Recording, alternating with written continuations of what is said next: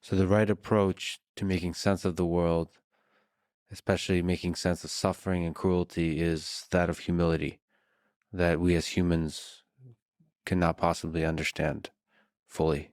Absolutely. In fact, in the Quran, it's very interesting. When God creates Adam, the angels say to God, "Are you going to create a race or a species that will spill blood and cause corruption?" And God says to the angels in response to that question, "I know that which you don't know." So even the angels have to humble themselves for a moment. The angels who adore God, who love God, who worship Him, who obey Him unconditionally, they are told by God, "I know that which you don't know."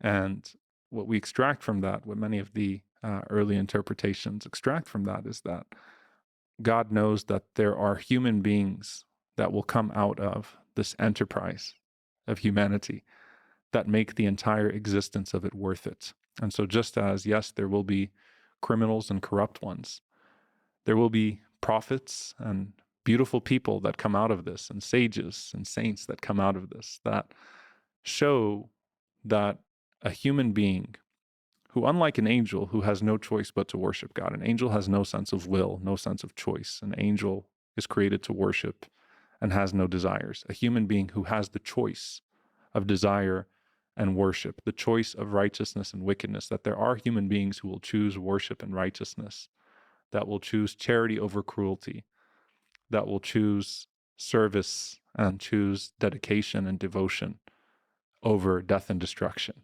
That there are human beings that will in fact ascend the angels in rank because they will live lives where they choose that capacity, that part of themselves, and they lean into that and worship God lovingly and obey Him.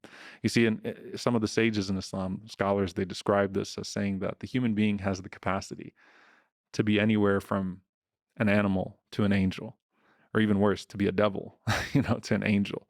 Not in the sense that we ever actually become angels or become animals, but that an animal, for the most part, seeks its desires over everything, doesn't really think about, many of the things that we are supposed to calculate as human beings, doesn't think about which territory it's infringing upon, or how much of its appetite it should fulfill. It simply exists to fulfill its appetite, and that many human beings simply exist to fulfill their appetite, and they choose that over worship or reason or anything that is greater. Just they literally take their selves as gods in that sense, and their selves have no limitation on appetite, so they just keep filling that appetite and filling that appetite and filling that appetite. Whereas a human being can also go to the extent of choosing something greater and disciplining their desires, disciplining themselves because they're seeking a greater reward. We know many people that achieve great things in the worldly sense because they choose to study over sleep, for example. They choose to exert themselves towards their careers, towards their education, because they believe that ultimately the outcome of those pursuits are more rewarding than the immediate fulfillment of their desires. So as believers, we choose that love of God and we choose that outcome that we seek, and we discipline ourselves to where we can even ascend past the angels in rank. Now, of course, I said we can go as low as an animal or even as low as a devil. And we have tyrants, past and present and future as well, that can become satanic in their nature because they allow their desires to take such control over them that they not only worship them, but that every other existing being around them simply becomes a piece of their own puzzle in pursuit of their own lordship and their own satisfaction. They will kill, they will discard.